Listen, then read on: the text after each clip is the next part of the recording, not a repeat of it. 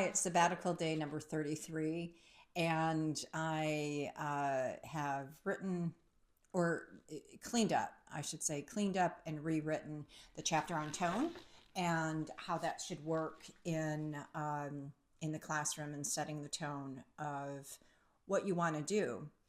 And then I was reading a little bit, again, going back to transforming work, which I think is um,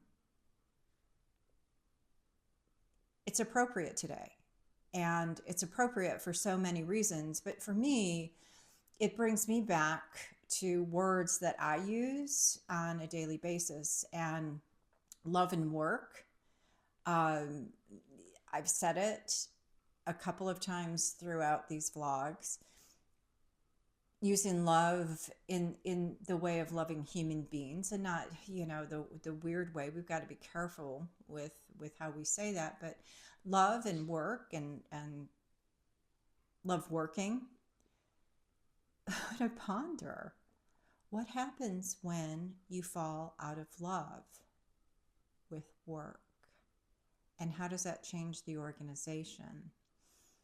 And my thinking is, as you hear my healing journey over the last 30 or so days, is it's taken a long time for me, if you will, to fall back in love with the actual job that I do. Not that I would never showed up 100%. Not It's not saying that. What I'm saying is this happens to most of us.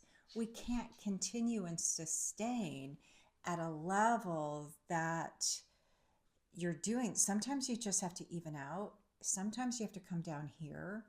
But if you can figure out that for yourself, and really, this is coming back to self-awareness, and self-awareness is in this book.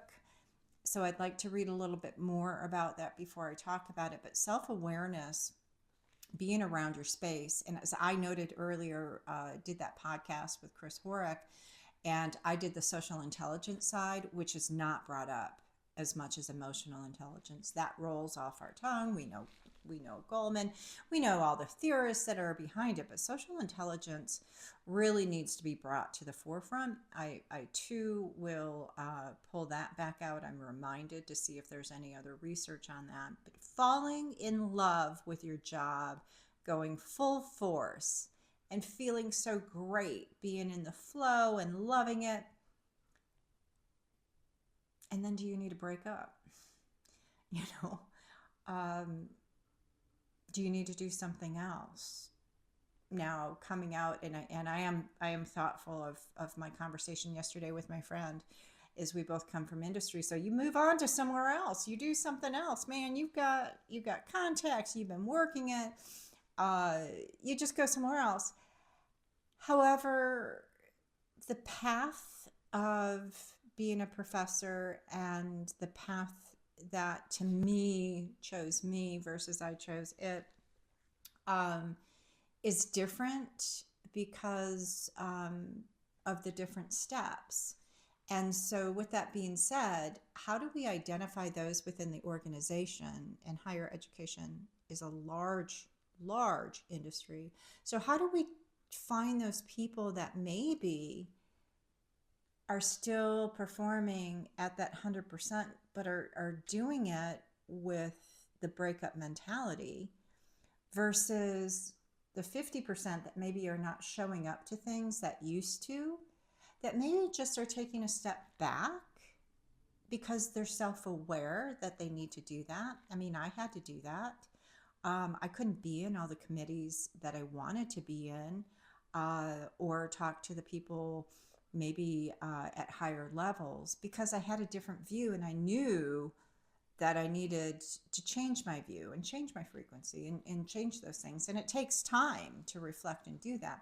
So where in organizations do we allow that? I guess that's more of my question. I don't have an answer, but I do have a suspicion that if organizations are not looking at the human level, and only are looking at the human capital, here I go with HRD, is if you're only looking at numbers in the human capital and tasks and what are being done, then you're not seeing the thriving organization that you want and want to achieve, especially in leadership.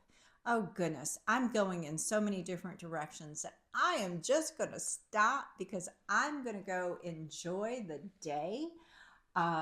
It's a lovely fall day, and I'm going to go out and maybe walk around those forum shops at Caesars and enjoy my time here and do things a little bit differently than I have. And so I'm excited to go get a fancy fall coffee, not a pumpkin spice. I'm not a pumpkin spice girl, but maybe some fancy coffee.